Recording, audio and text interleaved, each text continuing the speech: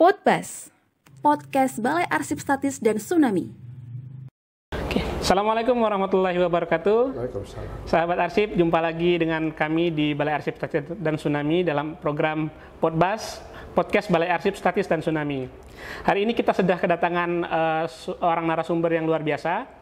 Beliau adalah Kepala Arsip Nasional periode tahun 2010 dan sampai 2013, betul Pak? Betul. Oke.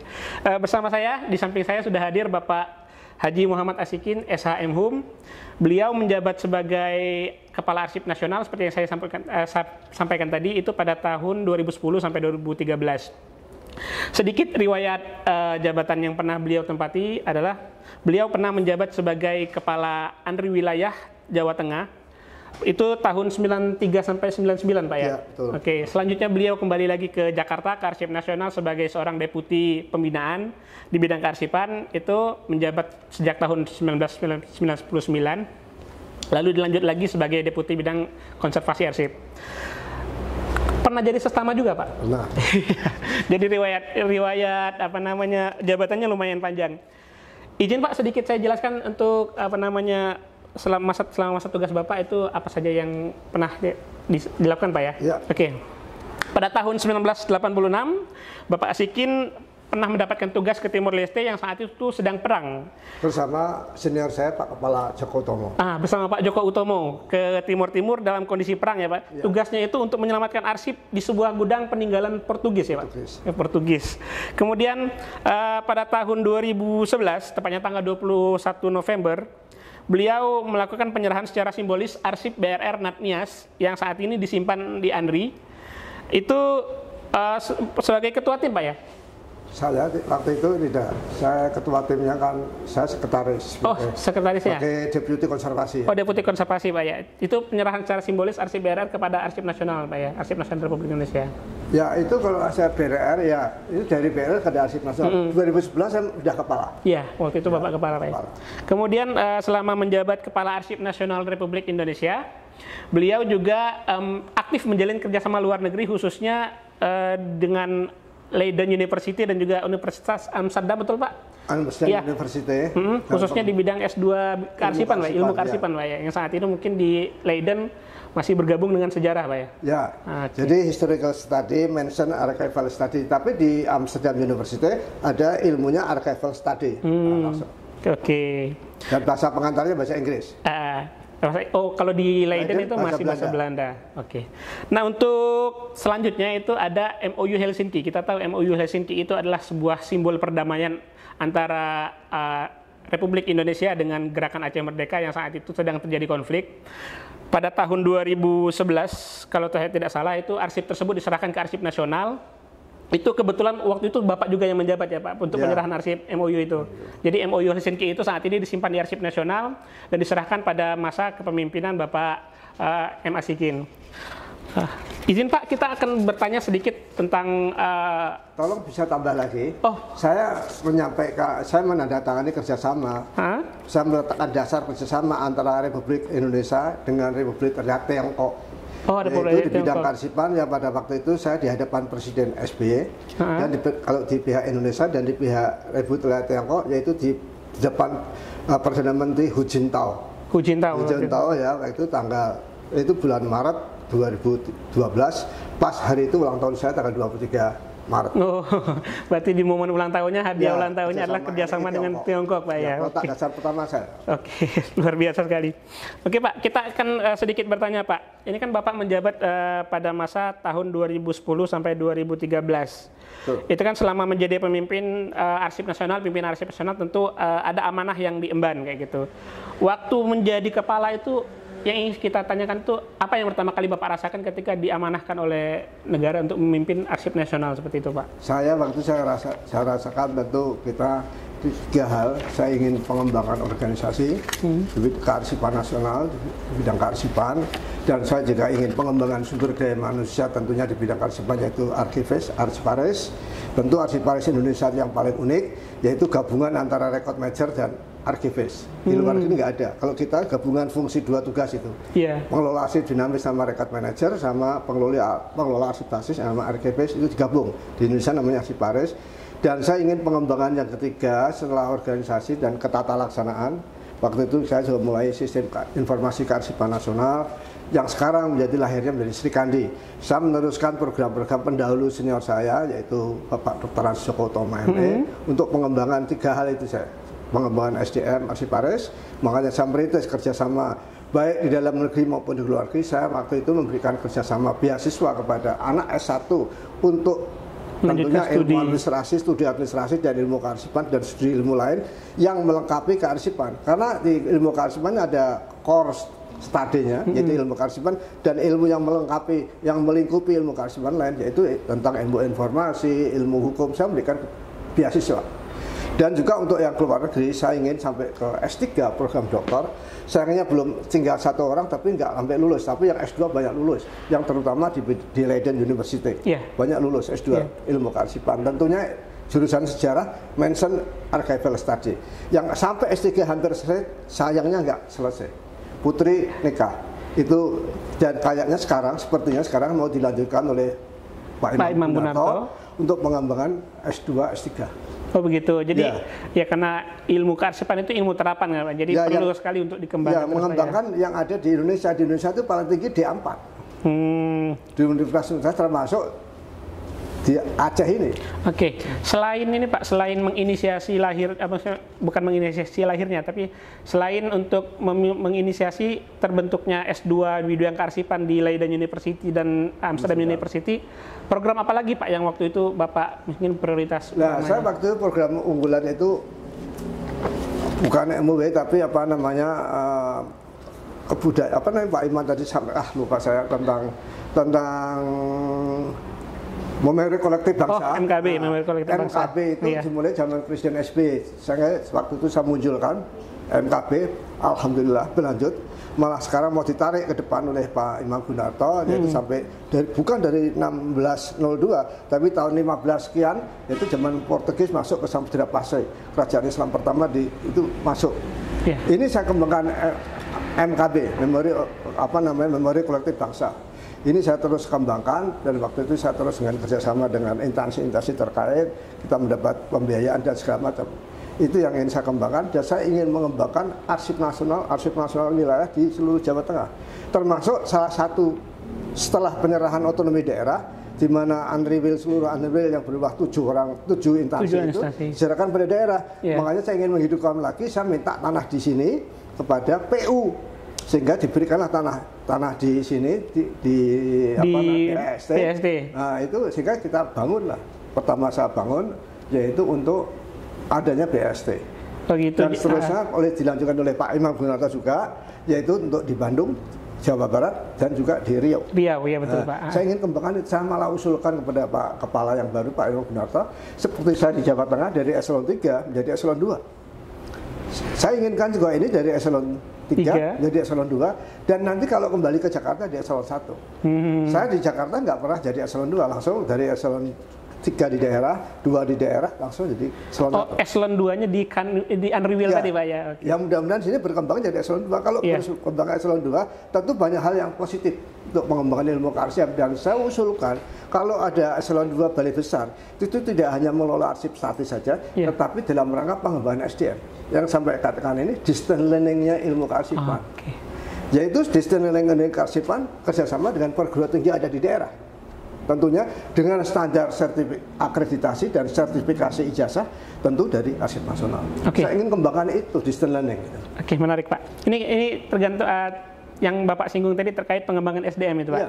Kita kan tahu Undang-Undang Kearsipan saat ini yang berlaku itu Undang-Undang 43 2009 dengan PP-nya nomor 28 tahun 2012. Itu waktu Bapak jadi kepala Pak ya? Bukan, waktu kepala Undang-Undang 43 itu Pak Joko. Ya, yang PP-nya Bapak. PP-nya itu saya jadi kepala, PP 22. Ya, itu kan diamanatkan di dalam peraturan tersebut tentang pembinaan kearsipan secara nasional oleh ANRI kepada baik itu lembaga kearsipan di daerah atau mungkin perguruan tinggi dan juga kepada arsiparisnya itu sendiri. Kira-kira Pak, pembinaan seperti apa yang dilakukan ANRI yang pengembangan itu sebetulnya gini, saya ingin pengembangan itu dikembangkan lebih dari sekarang ini. Saya tadi lupa di dalam itu mau mengusulkan. Jadi kita harus pisahkan antara lembaga kearsipan sebagai regulator, lembaga kearsipan sebagai regulator, operatornya jangan lembaga kearsipan lagi, serahkan pada swasta atau perguruan tinggi atau swasta, sehingga terjadi simbiose mutualisme, saling keterkaitan, koordinasi. ANRI sebagai regulator, operatornya lembaga lain seperti perhubungan, ada Organda itu sebagai operator, ada Kementerian Perhubungan, ada INAKA untuk perhubungan udara, ada Kementerian Perhubungan Dirjen Udara. Itu laut ada lagi. Nah, ini saya ingin mengembangkan ANRI dalam arti yang seluas-luasnya, yaitu bahwa antara regulator dan operator itu harus terpisah. Karena saya yakin ANRI tidak sanggup menjangkau seluruh Indonesia keseluruhan dalam rangka pengembangan kearsipan. Ini harus diperluas. Iya, betul. Berarti sebaiknya sebuah lembaga kearsipan itu hanya sebatas regulator pembuat kebijakannya, Pak ya. Pelaksananya adalah instansi pemerintah lain, swasta misalnya, perguruan tinggi segala macam. Makanya lahir kearsipan unit perguruan tinggi. Seperti sekarang ini lihat aja perhubungan, Organda mau dipesah. Terus kemudian INAKA perhubungan udara. Jadi kita hanya sebagai memegang referee aja, memegang peluit. Kamu langgar, kamu jalan, kamu tidak. Kita regulator. Berarti tapi ini Pak, dalam hal regulator ini lembaga kearsipan yang berhak itu hanya arsip nasional atau semua lembaga kearsipan, Pak? Nah, kalau lembaga kearsipan menurut Undang-Undang 43 hanya satu. Lembaga kearsipan pusat itu arsip nasional, dan ada lembaga kearsipan di daerah. Nah, nanti harus ada pembagian tugas antara lembaga kearsipan pusat di arsip nasional sama lembaga kearsipan di daerah. Biar tidak tumpang tindih, Pak ya. Ya, mana yang bisa diberikan oleh pusat, yang harus diberikan pusat, yang hanya diberikan pusat, mana yang bisa didelegasikan kepada daerah. Betul. Ini harus kita atur. Nggak mungkin kita laksanakan sendiri, nggak mungkin. Dan sekarang ini ada fungsi kemitraan. Nah, kita nggak bisa jalan sendiri, kemitraan. Berarti memang yang namanya lembaga kearsipan seperti nilai-nilai ANRI itu harus ada sinergi ya Pak. Sinerginya bukan cuma sesama kita, tapi juga dengan lembaga-lembaga lain seperti itu. Betul. Jadi sinergi atau kemitraan. Betul, sama Pak. aja. Pak, sedikit mundur ya Pak ke tahun 2004 dan 2005 mungkin ketika tsunami terjadi. Waktu itu kan Bapak termasuk tim pertama yang diterjunkan ANRI untuk itu. Kira-kira Pak, boleh diceritakan nggak Pak, kira-kira bagaimana kondisi saat itu dan apa yang Bapak rasakan seperti itu? Saya waktu itu menjadi Deputi Konservasi, Kepala Arsip Nasional senior saya, Bapak Joko Utomo. Pak Joko. Nah, atas perintah beliau, saya kan core bisnis saya, itu konservasi, tsunami itu saya.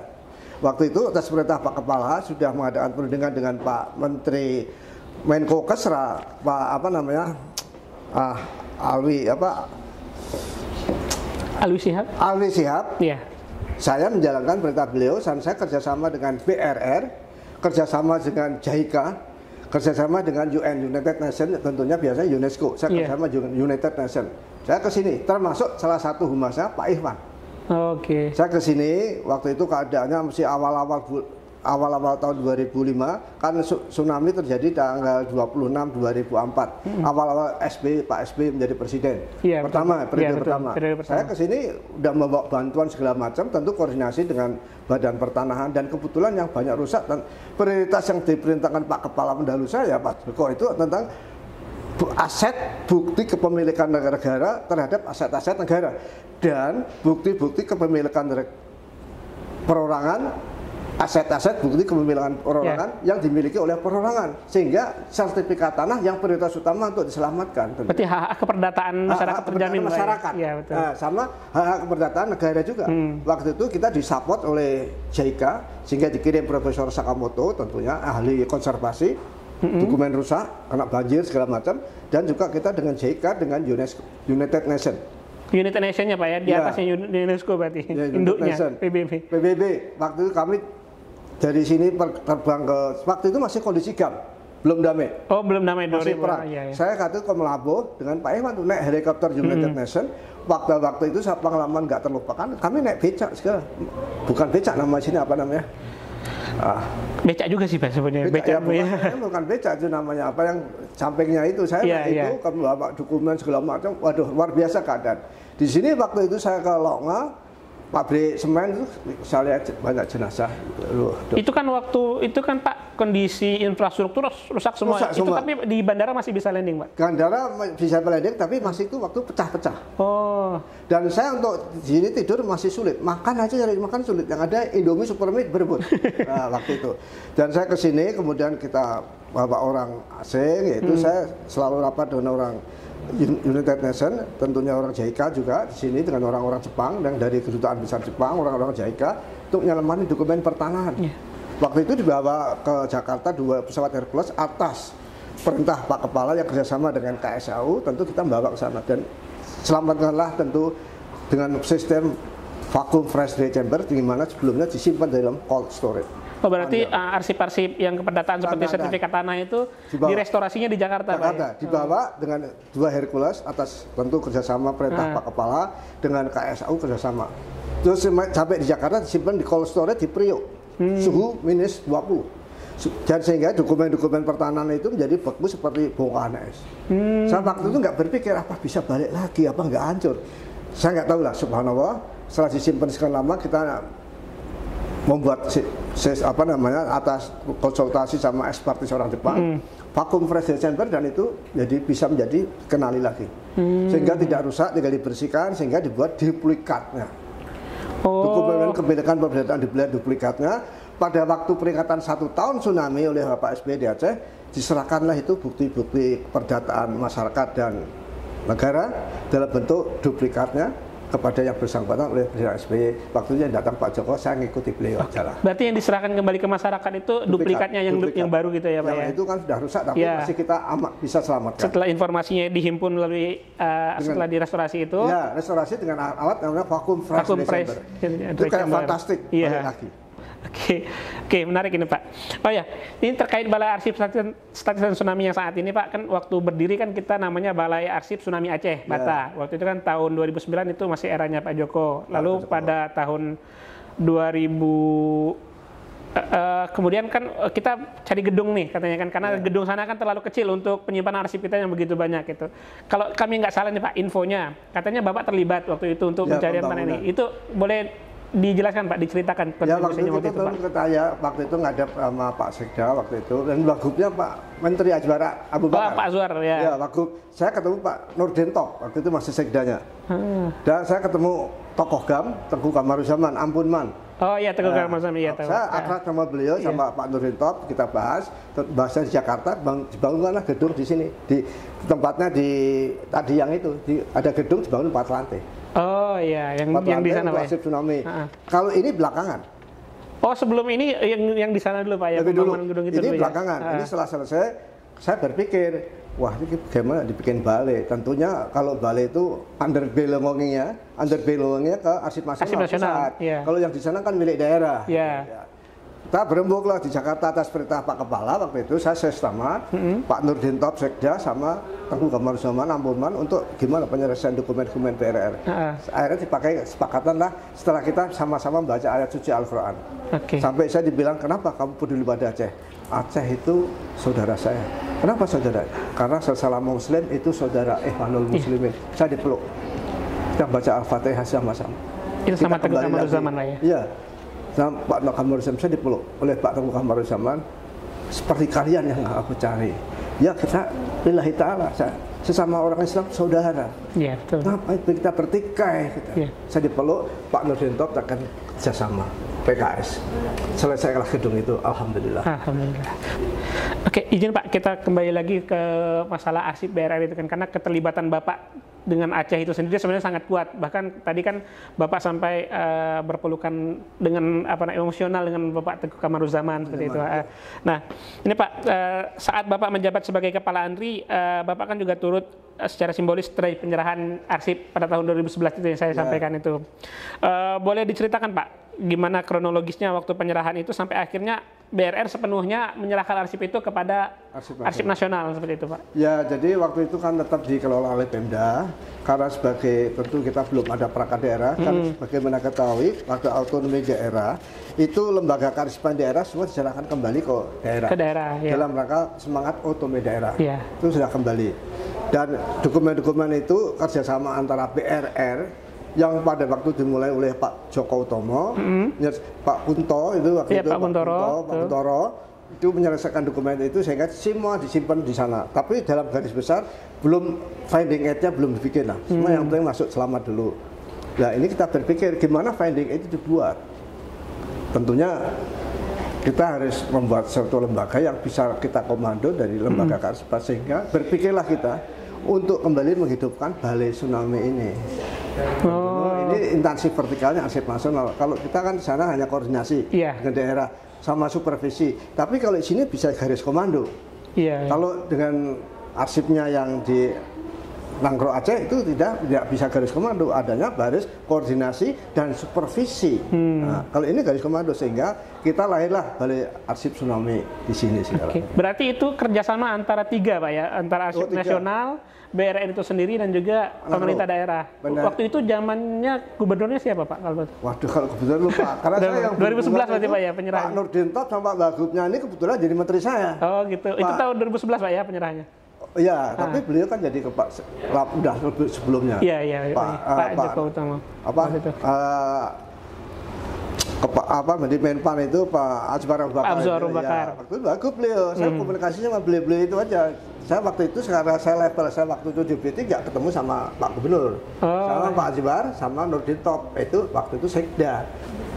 BRN diwakili waktu itu oleh sekjennya, yaitu Tengku Amar Zaman. Ampunman itu. Ampunman. Sekjen. Berapa kali saya ketemu di Jakarta maupun di sini. Teruslah berkembang lah kita. Ini Pak, ini kan kita tahu bahwa arsip BRN Nias yang kita simpan di sini ini kan pada tahun 2017 itu kan dinobatkan sebagai Memory of the World oleh UNESCO. Nah, ini kita mau tanya pandangan Bapak sendiri terkait arsip BRN itu. Menurut Bapak seberapa penting arsip itu diselamatkan sebenarnya? Nah, kalau itu saya juga Pak Iman benar tadi bicara ya. Jadi dokumen itu penting. Untuk apa? Untuk knowledge tentang apa? Transfer knowledge atau tentang pemahaman ilmu pengetahuan tentang tsunami. Itu banyak dokumen gimana terjadi tsunami di Aceh.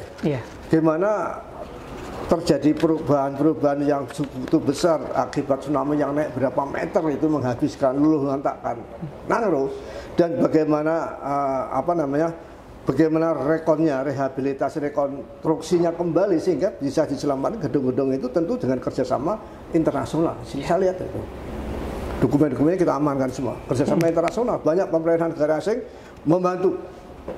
Soalnya kalau waktu itu kita sendiri kayaknya sepertinya kita nggak kuat untuk merehab Provinsi Nangro dari Aceh Darussalam menjadi sekarang lebih baik lagi. Alhamdulillah. Oke. Pak, boleh mundur lagi ke yang soal MOU Helsinki, Pak? Iya, kita bahaskan bahwa tsunami itu kan banyak yang mengatakan bahwa tsunami itu adalah titik balik perdamaian Indonesia dengan Aceh. Itu karena setelah tsunami terjadi pada Agustus 2005, tepatnya tanggal 15, itu kan terjadi perjanjian nota kesepahaman antara Republik Indonesia dengan GAM di Helsinki. Nah, itu kan saat ini arsipnya disimpan di Arsip Nasional. Originalnya Pak ya, itu aslinya Pak ya. Itu boleh diceritakan nggak Pak? Itu kan disimpannya tahun 2011 Pak ya, diserahkan ke Andrinya. Itu kan dari 2005 ke 2011 itu kalau mungkin ada yang bisa diceritakan Pak bagaimana prosesnya? Itu masih, kalau nggak salah masih di pemerintah di Helsinki sana dokumennya itu. Aslinya masih di sana tadinya Pak ya? Waktu itu atas jasa Pak Awaludin lupa saya, Dr. Awaludin waktu itu. Waktu itu beliau mewakili Republik Indonesia Pak ya? Awaludin lupa saya namanya, Menteri Kehakiman. Dan waktu itu di belakangnya itu ada Pak JK. Pak Yusuf Kala waktu itu ya, kan wakil presidennya Pak SBY, Pak Yusuf Kala. Pak Yusuf Kala periode pertama Pak ya. Tentu yang Menteri Kehakiman Pak Awaludin, lupa saya nama lengkapnya beliau, itu gimana membidani termasuk perjanjian Helsinki ini supaya bisa dikembalikan, sehingga waktu dikembalikan kita langsung bilang waktu itu saya atas jasa baik Menko Kesra waktu itu Pak Agung Laksono untuk bisa ditarik ke arsip nasional. Presiden dari arsip nasional.